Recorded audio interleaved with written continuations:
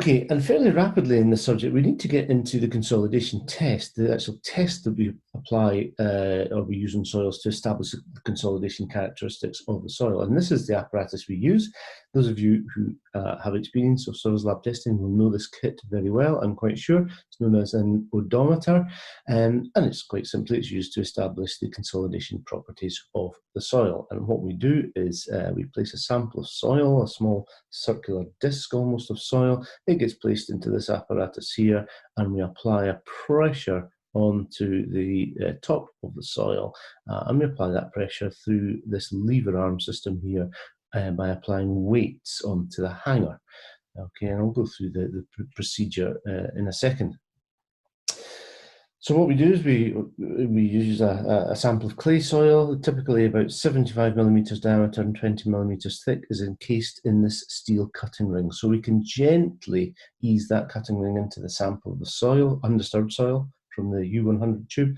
We can trim the soil flat, and we can assemble that ring into this consolidation cell, this perspex cell, with a series of other bits of equipment placed. And at the bottom of the sample, we'll place a porous disc, we'll place a steel ring, and then we'll place another porous disc on top, and then we'll place this top cap on top of the sample. And then when we're ready to do the test, we'll place this consolidation cell onto the consolidation apparatus. We'll saturate the sample of soil, so we'll fill that cell with water, and we will apply the vertical load through that hanger system onto the top of the soil. So that induces a pressure, and then we take measurements of settlement or deformation of that soil sample through time underneath that particular pressure.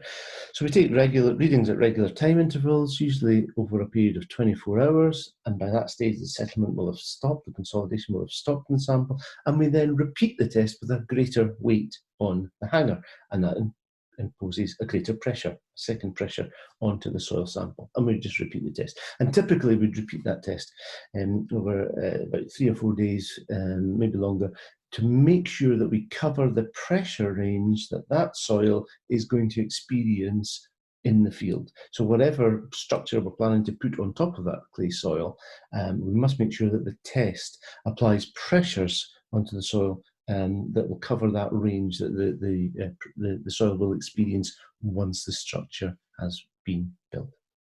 Okay, so these are the hangers here.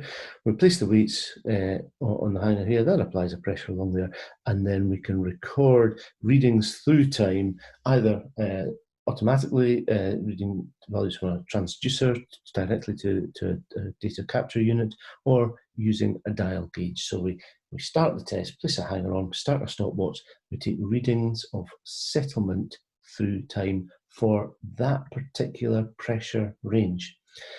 And as the test progresses, what we can do is we can plot the void ratio. And if you remember what the void ratio is, we saw that in the principles test, volume of voids, volume of solids.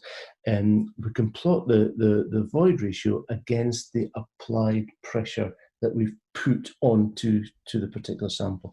And what we get here is we get this reduction of void ratio through time. So when you put the weight on, because slowly the water is easing out of the sample, the consolidation is taking place, the voids are getting smaller, so the void ratio is decreasing, okay, under a particular pressure increment.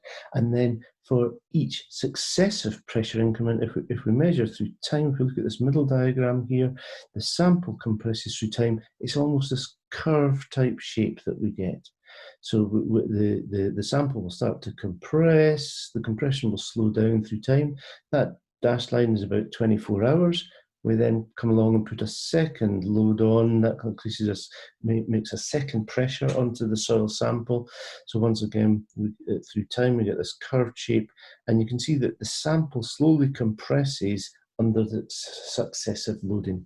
And at any of these increments, or between these increments, we can measure the change of void ratio from the start of the test to the end of the test based on whatever pressure has been applied. And we can use that relationship there, that graph there, to establish these key consolidation properties of the soil.